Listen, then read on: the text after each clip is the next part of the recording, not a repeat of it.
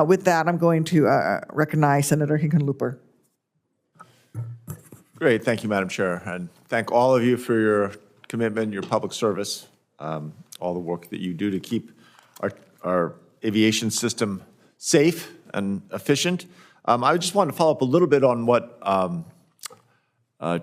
Chairman Cantwell had mentioned with Captain Ambrosi in terms of Phil Washington's nomination to run the FAA.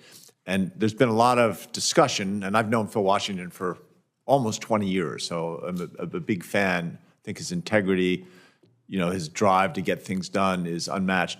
But there's been a lot of discussion that we had to have a pilot in that position, and you don't view that as a requirement. Thank you for the question, Senator.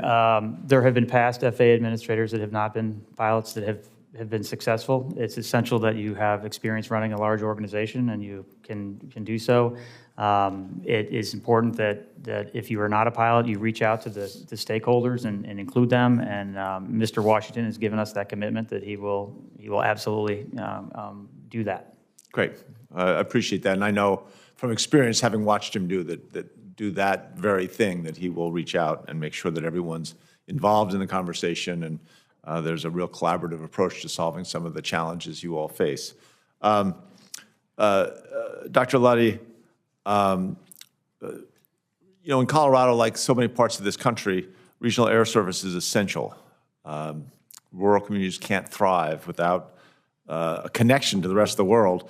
Colorado and many Western states rely on regional flights that cover relatively long distances to hub airports like Denver, so that people can get to the hub and then get to their ultimate destination. In terms of the workforce, and there's been a lot of discussion on this committee around the lack of a robust and diverse aviation workforce. In terms of the reliability of flights serving rural communities, do you think that that diversity has a real benefit to the reliability of flights?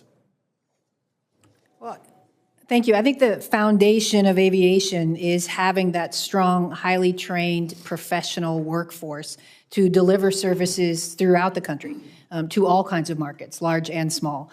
And as a part of that, women have contributed to that workforce and can continue to do so. And I think through the recommendations in the report, we'll be able to attract and retain more women to continue to assist in providing those services. Great, thank you. And Ms. Van Meulen, the large regional commercial airlines and the major airlines, we've heard throughout this hearing and in previous hearings the workforce needs and how significant they are for pilots and aviation mechanics.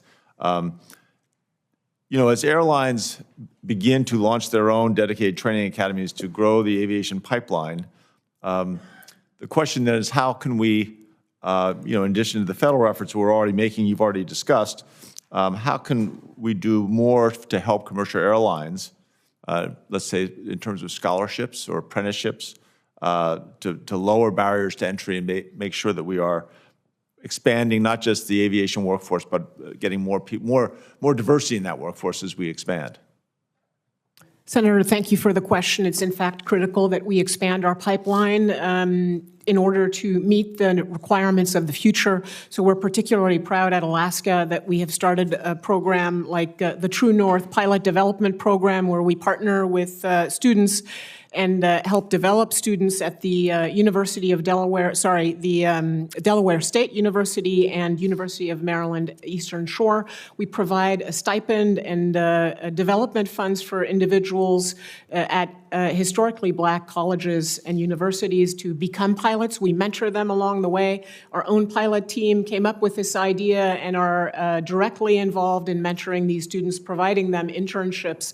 So for sure, the loans and is a barrier to entry, and I would say beyond that, the grants for workforce development, because reaching back into the middle and high school years is the place that you spark the passion for aviation and provide the breadcrumbs to that career.